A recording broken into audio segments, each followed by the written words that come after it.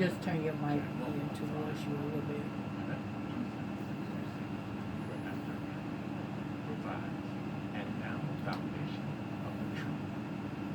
All right, we bless the Lord today. Yes. Coming for you again.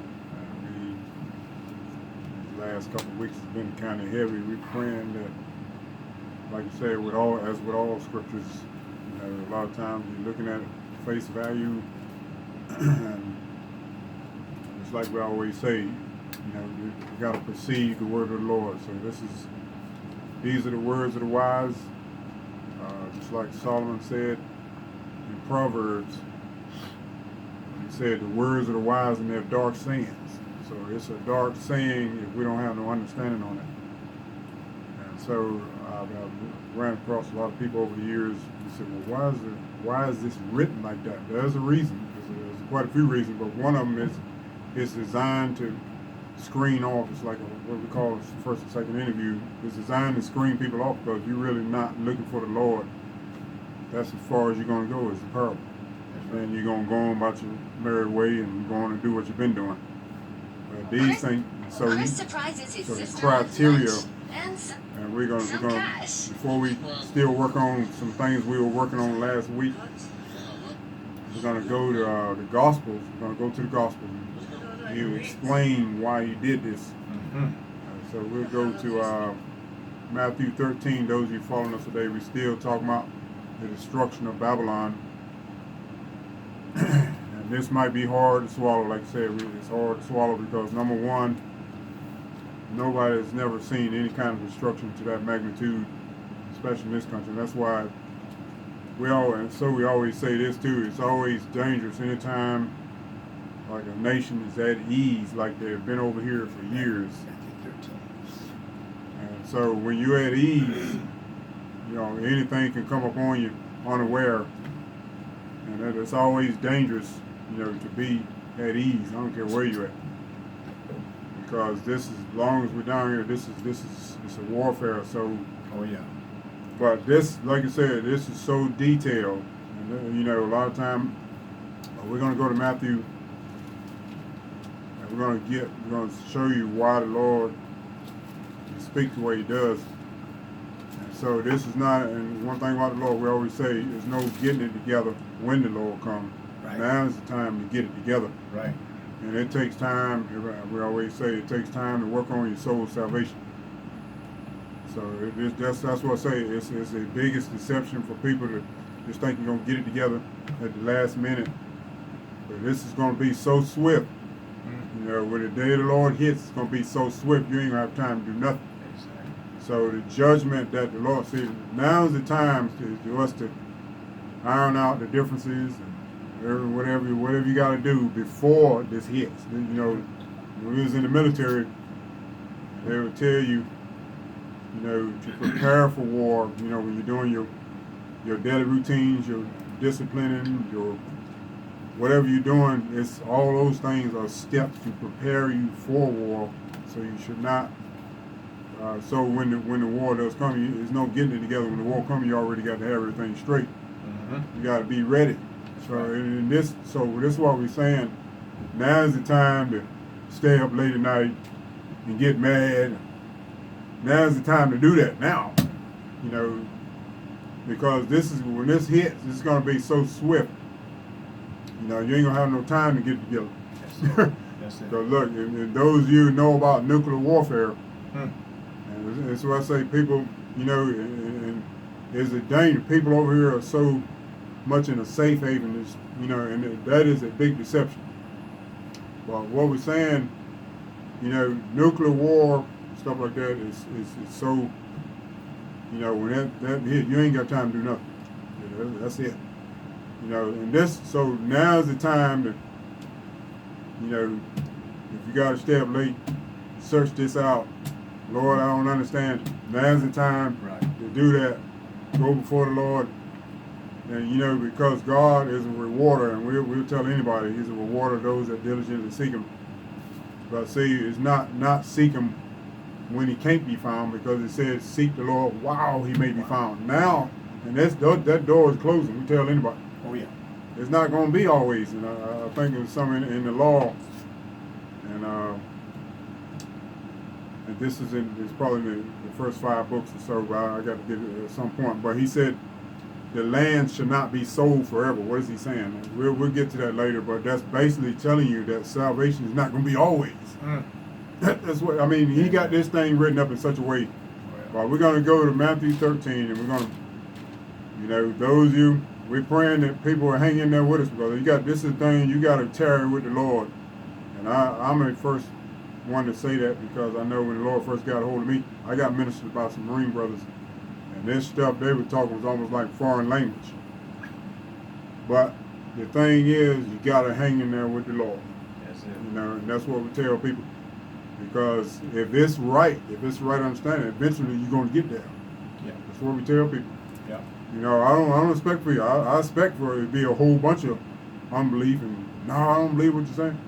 There was a whole lot of that back in the Lord, back in his days, when the apostles had to go forth. There's a whole lot of unbelief. But that doesn't negate the fact that this is true. And you really don't. With this here, you don't want to waste time and just say, well, I ain't worried about it, because we're not always like it. It's not going to be always like it has been. Right. And that's what we're telling people. This may be some people's last opportunity to get it. Oh, yeah.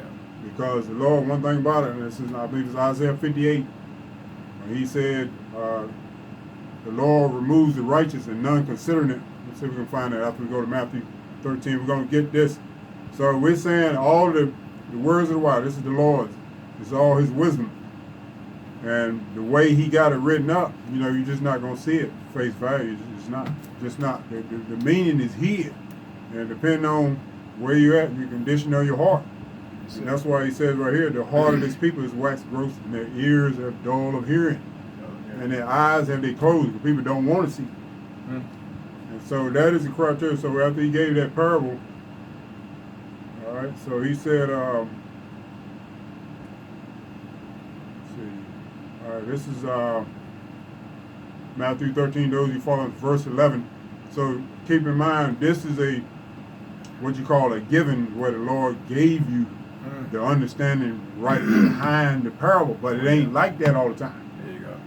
So this is the one, so he gave you the interpretation right there, right behind when he spoke the parable. But in most cases, it's not like that. When you go to other scriptures, especially in the law and the prophets and everything, it's not going to be like that. So he's got it written where you got to search, labor, hang in there, and keep going, that type of thing. So this is he gave you this one, but it's not going to be all like that, throughout the scriptures. All right, so what do he say here? This is Matthew 13:11. What do he say? He answered and said unto them, because it is given unto you to know the mysteries of the kingdom of heaven, but to them it is not given. For whosoever have, to him shall be given, and he shall have more abundance.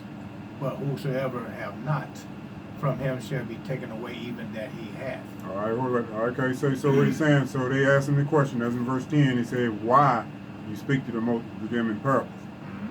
All right, so now keep in mind the disciples, even them a lot of times did not pick up on what the Lord was saying a lot of times, because then he got on them for their hardness of heart.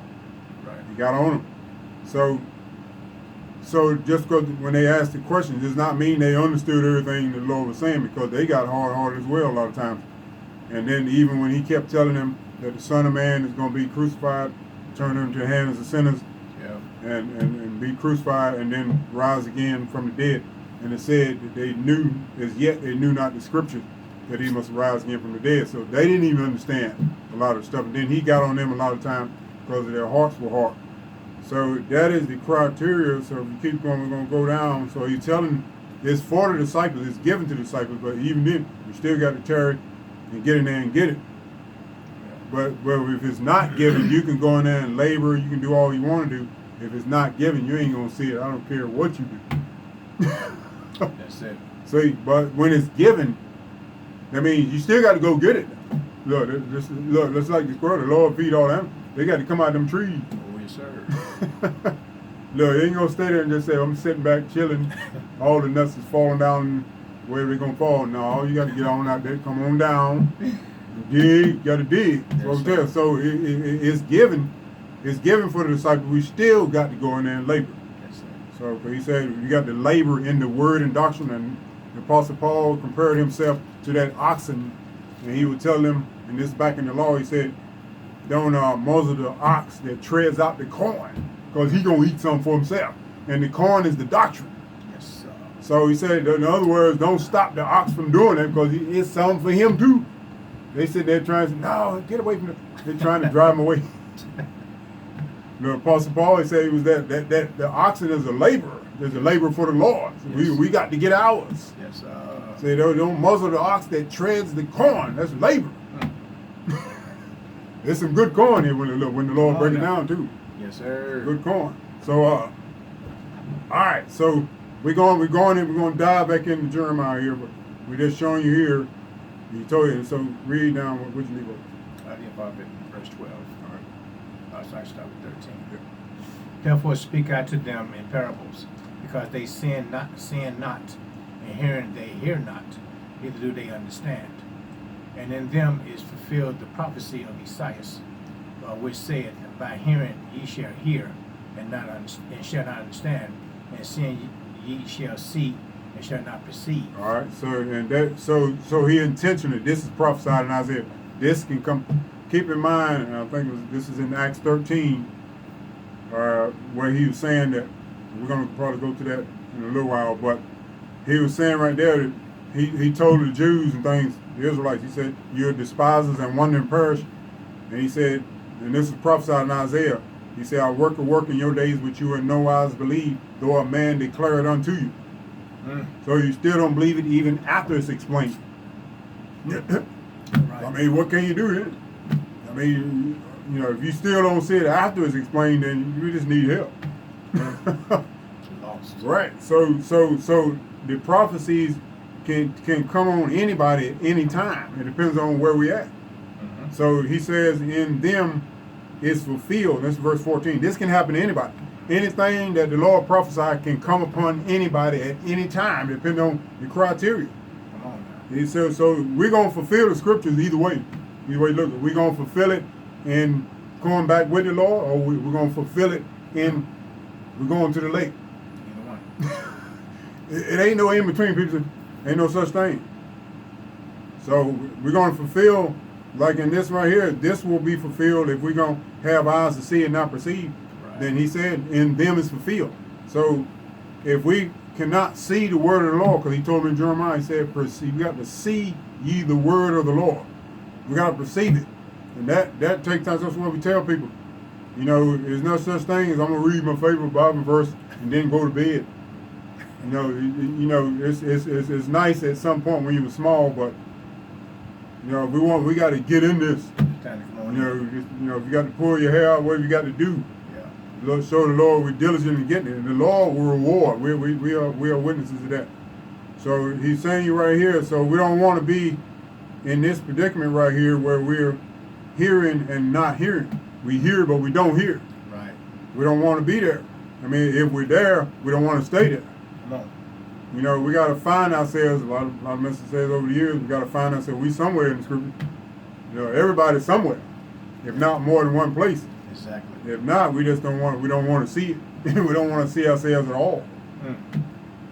Lord help us. Yeah, that's it. So what do you say in 15? For this people's heart is waxed gross, and their ears are dull of hearing, Yeah.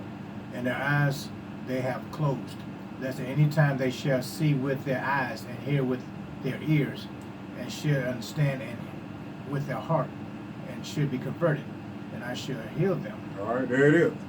So the criteria, if the Lord let you see this, it's time to be converted. If you're not converted, it's time to be converted. It's time now. And so that is the criteria that you see with your eyes, hear with your ears, and understand with your heart, and be converted. The Lord say, so then another part of the gospel says that their sins should be forgiven. So when he says you're healed, it means your sins are forgiven. Yes. All right, so that's the criteria. So then he told the disciples down in 16. So we're going to go dig back in Jeremiah here because, this is, this is not a thing we're just going to get in a few hours and all that. This is this is hundreds of years of prophecy for one. And I remember back when we were small, I told you that last week, we didn't have a bit more clue what this is talking about. I can remember reading this as a teenager, and it was foreign language. I said, whoa. But you know what? We don't have that same testimony now when the Lord comes in and then start breaking these things down. Then we're not going to be what He said in them is fulfilled. We were there, but we don't want to stay there. And in them is fulfilled the prophecy of Isaiah. We don't want to have eyes to see and not perceive, and we don't want to stay there. Right. Some people that's where they at. But then that depends on the individual. Do you want to stay there? What did He tell a lot of time when he got ready to heal somebody? He said, will you be made whole is the question. I mean, do you want to stay like you are, or do you want to come on in this thing? Amen. Look, that's up to every individual. Amen. The Lord, that's what we told you a while back. The Lord ain't going to make nobody do nothing. He going to ask you the question. We got to decide, well, I don't want to do this no more. I want to come on in. Okay, then the Lord will work. But if you don't want it, we're going to see where you're at. Amen. A lot of us been in sinful situations. It's like the Lord said, do you want to stay there? Because of what's going to happen, He's going to destroy you. Look, I don't care. Look, people out here grinning and sinning like Valerie Boyd said, but it's coming to an end. Look, what did I think it's in Hebrews, right in Hebrews said, either we're going to esteem the reproach of Christ and go ahead and suffer like we're supposed to, or enjoy the pleasures of sin for a season. It's only for a season. It's going to come to an end. Look, you're going to leave this world. Look, look, the best of them have left this world. Yes. And all your money and everything else left behind for your siblings and whoever else to fight over. Yes, sir. And ain't nobody talking to each other for years. Look, it's just not worth it.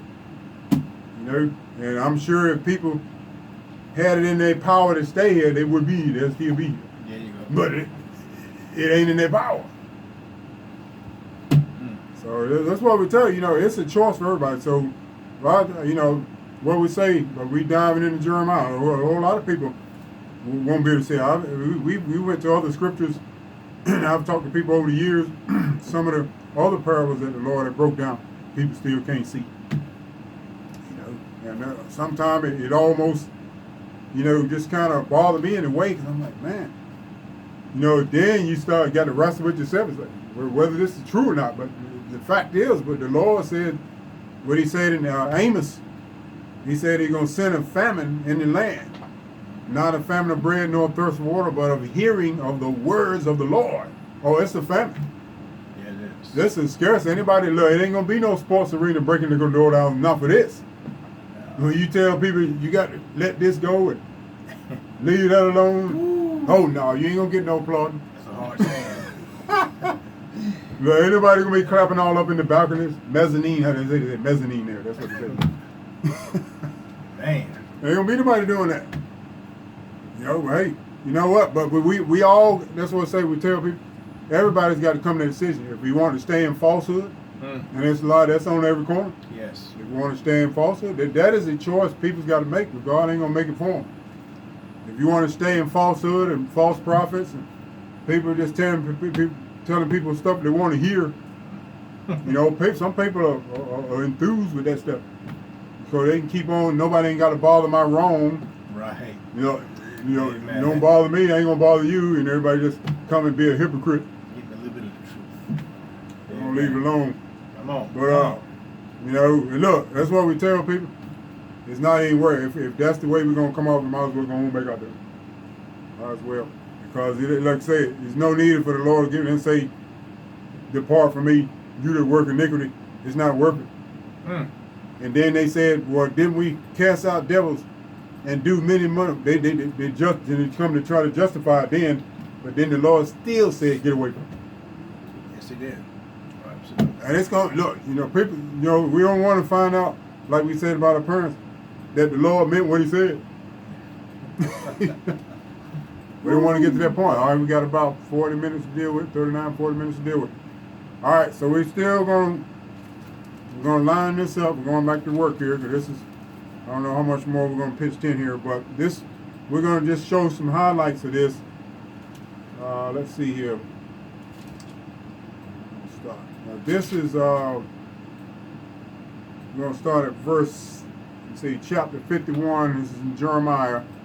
This is those we tell anybody to go back and look at it, because see the thing is where people wrestle is like, well, this sounds like you're just talking about the Babylon in Daniel's day. When you really surface read it, that's what it looks like. But then when you get down deeper, you say, okay, if that's the case, why did the Apostle John pick up where Jeremiah and them and Isaiah and them left off prophesying? So that will tell you that this is a deeper prophecy. You know, because Jeremiah and them is not, the Apostle John is not going to be prophesying about a past event. Not. So I can see what people's argument would be if you just read Jeremiah and Isaiah, and then the Apostle John didn't pick up on it, and the other, and the other prophets. But if the Apostle John picks up on it, and it's talking about the day of the Lord and what's going to take place, so that'll tell you it's a deeper prophecy. So when you go back and look at this and examine this in Jeremiah 51, we read a couple of weeks ago in Isaiah 47. This is a deeper prophecy. So it's a detailed prophecy. So, all right. So here we're going to just get some more highlights here. So, all right, verse. This is chapter 51. Well, I'll tell you what. Let's back up to Jeremiah 50 and verse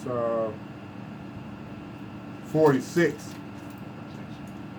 It's Jeremiah 50. Those of you still with us on this, Jeremiah 50 and verse 46. What do you say? At the noise of the taking of Babylon, the earth is moved, and the cry is heard among the nations. All right. Now, let's take this back to Revelation. We're showing you how this is balanced. This balances out. The Apostle John is expounding further, and the Lord moved on him to say, so where Jeremiah left off, the Apostle John picks it up. So this is showing you at the noise when Babylon is taken, the whole earth is moved. So that will tell you right there, this is those of you following us, that'll tell you right there that it's not talking about a third world country. Because if I told you, like we said last week, if I told you a certain nation over there was bombed, somewhat where America has some differences with, then you say, well, that's what they get. If Russia was bombed, then you say, well, that's what they get. That's what they deserve. If North Korea was bombed, they'll say the same thing. Yep. If Iran was bombed, they'll say the same thing. Yep. But if you come over here talking about America is bombed, oh, that's serious business then. Matter of fact, they're about ready to put you out. Oh, yes, sir. So he said, this prophecy, so he said at the noise of it's going to be noisy. Oh, yes, sir. It's going to be noisy. We're telling you, this stuff is going to hit. Look, what we said last week, West Coast, East Coast, you got the Gulf, then you got the northern territories of this country. It's going to be noisy. It's going to be noisy. Woo. All right, let's go to Revelations. We're going to see, look, Apostle John expound on this. He said that when Babylon is taken, it's going to be noisy. Oh, yes, and sir. it's going to be heard among the nations. All right, so then let's go to Revelation. Let's show you. So these 10 kings, what we told you, when this comes to power, and this is during the time of the day of the Lord, because that's what the Revelation is about. The revelation of the righteous judgment of God. All right, so let's get Revelation 18, and we're gonna show you how this piggybacks. All right, so Revelation 18.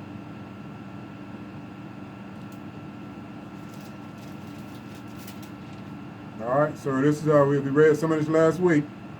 All right, Revelation 18, verse 7 on down. We're gonna work it on down. What is it? Revelation 18, verse 7 says, how much she had glorified herself and lived deliciously, so much torment and sorrow give her. She said in her heart, I sit a queen, I am no widow, and she shall see no sorrow. All right, see. So anytime you get prideful like that, you lift it up as a nation, then that tells you destruction is not too far off. Yeah. It's not that far off, and that's why I tell you, people don't want to, just like the Lord said in Matthew 13, their eyes have they closed. People don't want to see this. And, that's the way things are. People have gotten so at ease over here, and pleasures, everything's at your fingertips, and it's a setup. And then when this hits, people have no idea.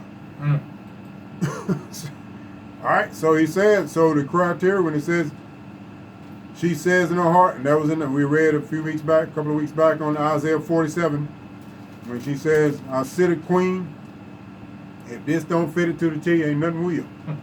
And am no widow and shall see no sorrow. And that is exactly what the statement of this country is saying. You ain't got to come out and say it, brother. That's what you're saying by your actions. Exactly. That's what you're saying. That we can't be taken down. All right, that's what they're saying. All right, but then when he said in verse 8, this is what's going to go down. Therefore shall her plagues come in one day, death and mourning and famines, and she shall be utterly burned with fire. For strong is the Lord God who judgeth her. All right. So we talked about last week, when it says utterly, that means you cannot recover, just like we were talking about when they bombed Hiroshima and Nagasaki, and then they gave them monies went to aid in as far as the reparations. Reparations money went to help rebuild the city back again. All right, and that's what happened. You had the monies went that way. So, but when it says utterly burned, it's going to be done, no rebuilding. It's just going to be laid waste. And this is a judgment. This is going to be eternal. This is it. And it's not going to be. So this is why we tell people it's hard for people to swallow, because nothing has ever happened in this country like this to this magnitude. But so we're telling people now, sin is building up. They're building up. Oh yeah. And matter of fact, the more the Lord sends warning, the worse they get. See? So that's what I say. There's always warning. Just like when we say when you have a major health issue going on, like your body is telling you, you're having a heart attack. There's always warning signs. Stroke. There's always some kind of sign that your body is telling you that something's going on, and then we just don't pay it no mind. Like a lot of, and then when something really hits, then you're on the way to the hospital. But we always say there's always warning signs. The Lord always gives warning all the way up to the point people will think about something for 5 minutes, and then you're gonna keep on going what they've been doing. Having too much fun. Yeah. All right. So then when this hits right here, this is gonna be done. And it's quite natural. I already know there's going to be a whole lot of people that's, putting their fists up against the Lord. But people don't see it. It's like, okay, if the Lord said he don't put up with iniquity, and he doesn't.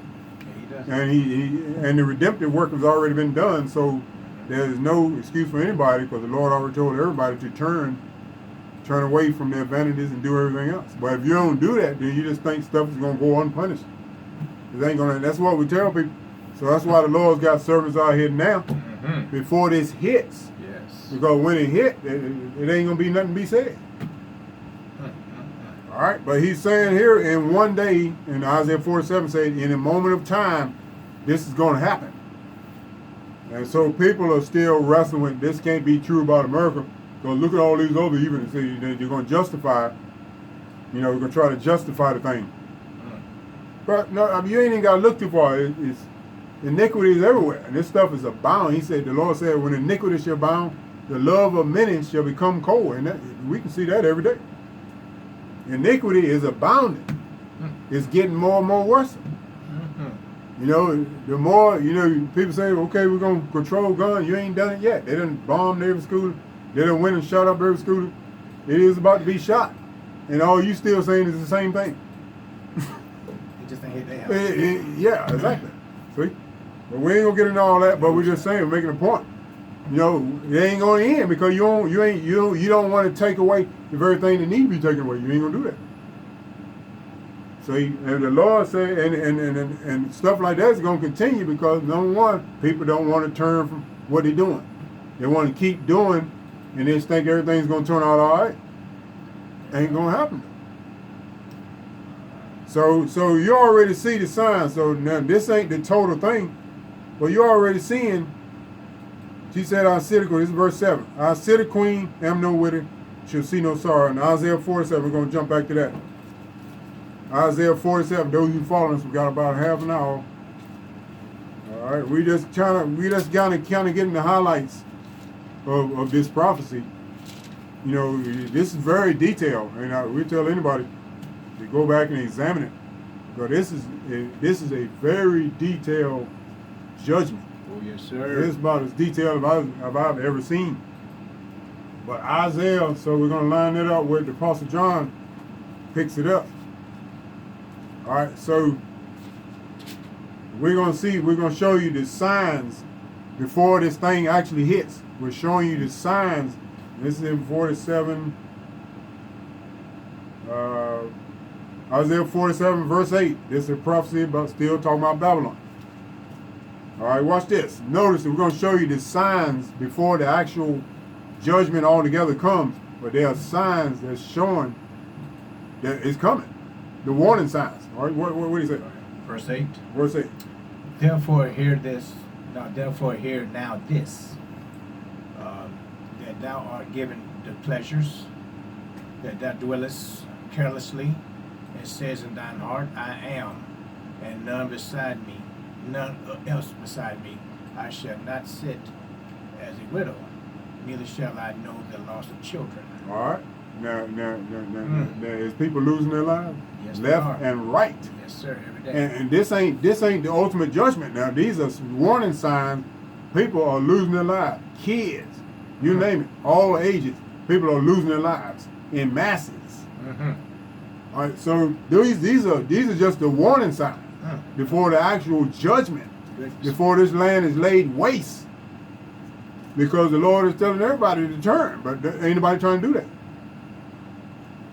Yeah, but then everybody's bewailing and lamenting after when your children died that ain't never coming back. Oh, no. But he's saying these are warning signs that it did. So the judgment ain't hit. The ultimate judgment ain't hit. Goodness. But these are warning signs. Good. The more you say you ain't losing no children, you're losing children. That's deep.